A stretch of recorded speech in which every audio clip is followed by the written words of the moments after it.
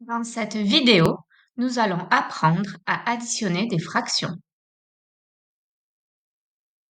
Faisons tout d'abord un petit rappel de vocabulaire qui nous sera utile dans cette vidéo. Dans la fraction 3 quarts, 3 est le numérateur, 4 est le dénominateur. Il faut savoir que pour additionner des fractions, il faut qu'elles aient le même dénominateur. Prenons un cas général. A sur C plus B sur C. Ces deux fractions ont bien le même dénominateur, C. Il faut garder le même dénominateur. Notre résultat aura donc C comme dénominateur. Ensuite, il faut additionner les numérateurs. On obtient donc la fraction A plus B sur C. Prenons maintenant un premier exemple. 1 septième plus 4 septièmes. Je peux les additionner seulement si elles ont le même dénominateur. C'est bien le cas ici puisque le dénominateur est 7 pour les deux fractions. Le résultat aura donc aussi 7 pour dénominateur. Il faut ensuite ajouter les numérateurs. J'ajoute 1 et 4. Cela fait 5. Le résultat est donc 5 septièmes.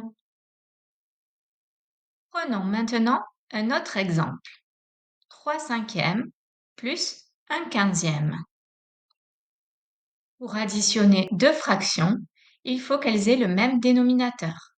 Ce n'est pas le cas ici puisque 5 est différent de 15.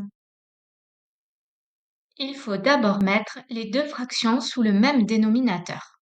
Trouvons donc un dénominateur commun. Ici, le plus petit dénominateur commun est 15 puisque 5 multiplié par 3 est égal à 15. Nous allons multiplier le numérateur et le dénominateur de la première fraction par 3. 3 cinquièmes est égal à 3 fois 3 sur 5 fois 3. Cela est égal à 9 quinzièmes plus 1 quinzième. Cette fois, nous avons bien le même dénominateur qui est 15. Le résultat aura donc 15 pour dénominateur. Ajoutons les numérateurs. 9 plus 1 égale 10. Notre résultat est 10 quinzièmes. Attention, ici, le calcul n'est pas encore terminé. Il faut simplifier le résultat. 10 et 15 sont divisibles par 5. 10 est égal à 5 fois 2 et 15 est égal à 5 fois 3. Nous pouvons donc simplifier. Le résultat final est 2 tiers. Et maintenant, à ton tour de t'entraîner en réalisant les additions suivantes.